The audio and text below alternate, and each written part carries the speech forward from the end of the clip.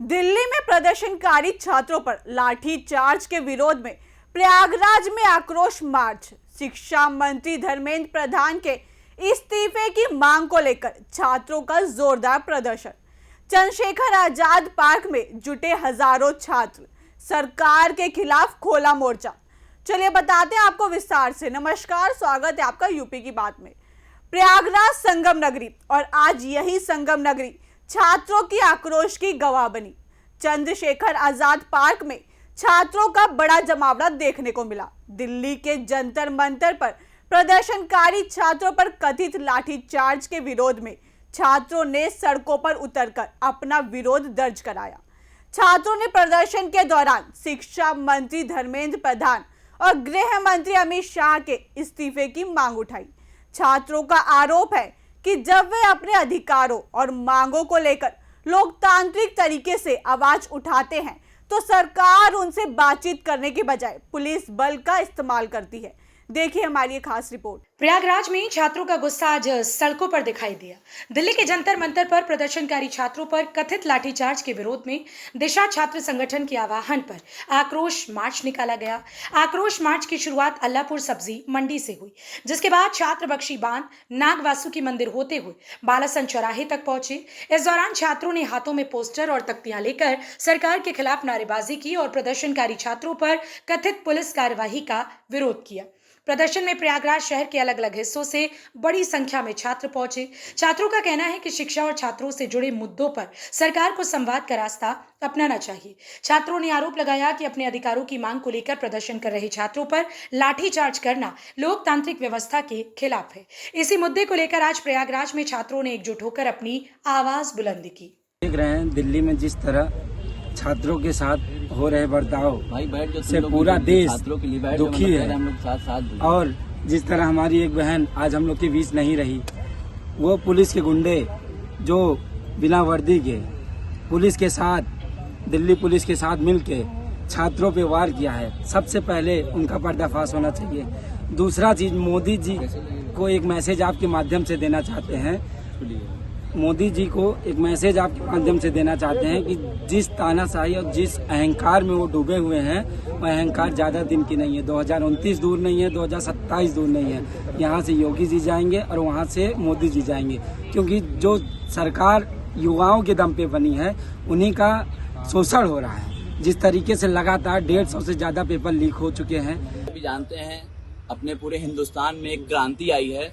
हमारे जो न जाने कितने साल भर से 2 साल से इतने पेपर लीक हो रहे हैं, उसका पूरा जिम्मेदार हमारे जो शिक्षा मंत्री धर्मेंद्र प्रधान जी हैं, और लगातार छात्र आंदोलन कर रहे हैं। अभी 20 तारीख को जंतर मंतर पे इतना बड़ा आंदोलन हुआ है। खैर, इस्तीफा तो आज नहीं कल वो तो देंगे ही, लेकिन जो छात्रों के ऊपर लाठी चली है, उनके सिर फोड़े गए, उनके पैर पे चोट लगी है, और लड़कियों के कपड़े फाड़े गए, लड़कियों को मारा गया है, इसका जवाब कौन देगा? जो जंतर मंतर पर हमारे लड़के जो है, हमारे छात्र नौजवान जो है वहाँ धरना प्रदर्शन दे रहे हैं, उनको बर्बरतापूर्वक लाठीचार्ज किया गया है।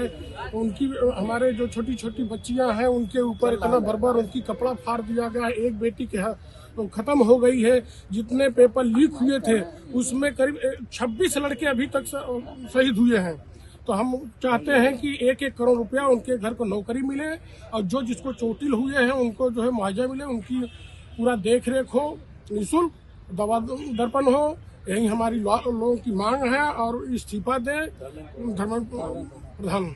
नहीं करते हैं तो हम लोग पूरे प्रदेश, पूरे हिंदुस्तान में इनको चलने नहीं देंगे, न इनको सड़क पर घूमने देंगे। ये हम लोग की पूरी मांग है। हम लोग हाई कोर्ट से लेकर के, सुप्रीम कोर्ट से लेकर के, डिस्ट्रिक्ट कोर्ट से लेकर के, जिला कचहरी से लेकर के, तहसील से लेकर के हम लोग बच्चों के साथ हैं, जब तक बच्चों के न्याय नहीं मिल जाता है, क्योंकि आने वाले दिनों में ये बच्चे देश के रीढ़ हैं। यही जो है बदलाव लाएंगे, यही जो इनका अहंकार है, अहंकार लेकर डूब जाएगा। इनको ये नहीं पता है कि देश के युवा जो है इधर चलते उधर आधी चलती है। तो हम ये चाहते हैं कि अभी समझ लें, नहीं तो आने वाले दिनों में 25 तारीख को पूरा देश बंद हो जाएगा। भारतीय जनता पार्टी को लोकतंत्र पर विश्वास नहीं है, संविधान पर विश्वास नहीं है। भारतीय जनता पार्टी की जब से सरकार आई है, हिटलर को अपना आदर्श मानते हैं। जैसे हिटलर ये मानता था कि हम सत्ता के लिए ही पैदा हुए हैं, उसी तरह से भारतीय जनता पार्टी के लोगों को ये घमंड हो गया है कि हम सत्ता के लिए पैदा हुए हैं, इसलिए न वो नौजवानों के सवाल पर, न किसानों के सवाल पर, न किसी भी गरीब के किसान के सवाल पर कभी भी वो इस बात को चर्चा करने को तैयार नहीं होते हैं। वो किसी की भी बात का जवाब लाठी और डंडे से देते हैं, जिसका गुस्सा आपको दिल्ली में देखने को मिला। और दिल्ली ही नहीं, जैसे ही हम लोगों के नेता आदरणीय अखिलेश यादव जी को गिरफ्तार किया गया, आपने पूरे प्रदेश के अंदर पीडीए के अंदर गुस्सा देखा होगा कि बिना किसी आह्वान के, बिना किसी संदेश के पूरा का पूरा पीडीए सड़कों पर आकर लामबंद हुआ और भारतीय जनता पार्टी को घुटना टेकना पड़ा और हमारे नेता आदरणीय अखिलेश जी को छोड़ना पड़ा।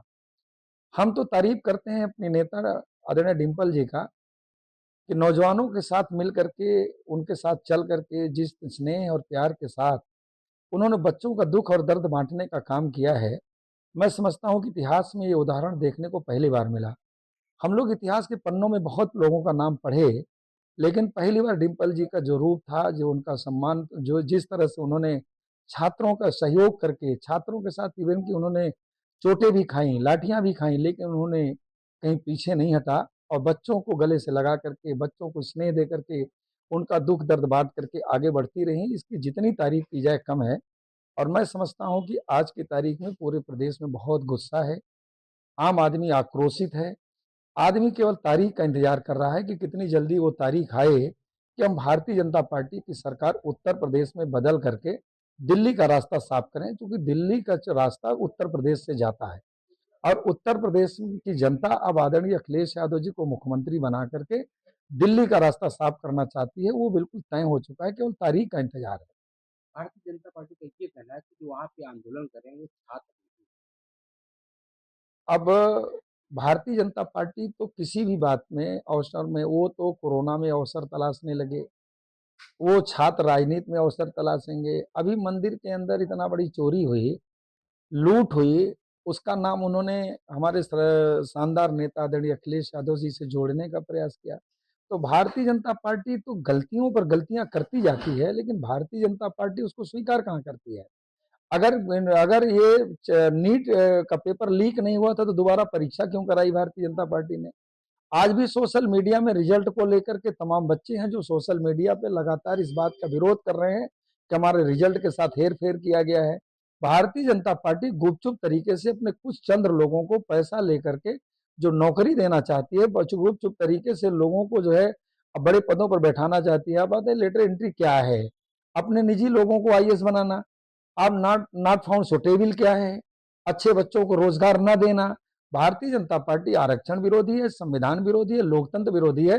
क्योंकि अब इनके बस में कुछ है नहीं, ना इनका कोई विजन है। तो सिर्फ एक बात का कर पल्ला झाड़ लेते हैं कि इस आंदोलन में कोई राजनीतिक दल के लोग शामिल हैं। बच्चे तो सभी दलों के, वहां पर कोई बच्चा किसी दल का तो था नहीं। भारतीय जनता पार्टी को किसने रोका था? भारतीय जनता पार्टी के लोग भी आ सकते थे, भारतीय जनता पार्टी के लोग भी बच्चों का समर्थन कर सकते थे। बच्चे तो यही मांग कर रहे थे ना कि हमको जवाब दें, प्रधानमंत्री जवाब दें। उन्होंने कोई समाजवादी पार्टी और दूसरे दल से तो जवाब मांगा नहीं, उन्होंने तो भारतीय जनता पार्टी के सरकार से जवाब मांगा। भाजपा के लोग अगर जवाब दे जाकर के दे दिए होते तो मैं समझता हूं दूसरे दलों के लोगों को लीड करने की जरूरत क्यों पड़ती। प्रयागराज में छात्रों का ये प्रदर्शन सिर्फ विरोध तक सीमित नहीं रहा। छात्रों ने आगे आंदोलन को और व्यापक करने का भी ऐलान किया। प्रदर्शनकारियों ने कहा कि अगर शिक्षा मंत्री धर्मेंद्र प्रधान और गृह मंत्री अमित शाह इस्तीफा नहीं देते हैं और छात्रों की मांगों पर सरकार कोई ठोस कदम नहीं उठाती तो दिशा छात्र संगठन देश भर में छात्रों के हितों को लेकर संवैधानिक तरीके से आंदोलन करेगा। यानी प्रयागराज से छात्रों ने सरकार को साफ संदेश देने की कोशिश की है कि उनके मुद्दों को नजरअंदाज नहीं किया जाए। चंद्रशेखर आजाद पार्क में जुटे छात्रों के बीच सरकार के खिलाफ भारी आक्रोश देखने को मिला। छात्रों ने कहा कि वे अपने अधिकारों की लड़ाई लोकतांत्रिक और संवैधानिक तरीके से जारी रखेंगे। अब इस पूरे प्रदर्शन के बाद सवाल यही है कि क्या सरकार छात्रों की मांगों पर कोई बातचीत करेगी? क्या प्रदर्शनकारी छात्रों पर कथित लाठीचार्ज को लेकर सरकार की ओर से कोई जवाब सामने आएगा? और क्या छात्रों का यह आंदोलन आने वाले दिनों में देशव्यापी रूप लेगा? तो प्रयागराज में छात्रों का ये आक्रोश मार्च कई सवाल खड़े कर गया। छात्र दिल्ली में प्रदर्शनकारी छात्रों पर कथित लाठीचार्ज का विरोध कर रहे हैं और शिक्षा मंत्री धर्मेंद्र प्रधान के साथ साथ गृह मंत्री अमित शाह के इस्तीफे की मांग कर रहे हैं।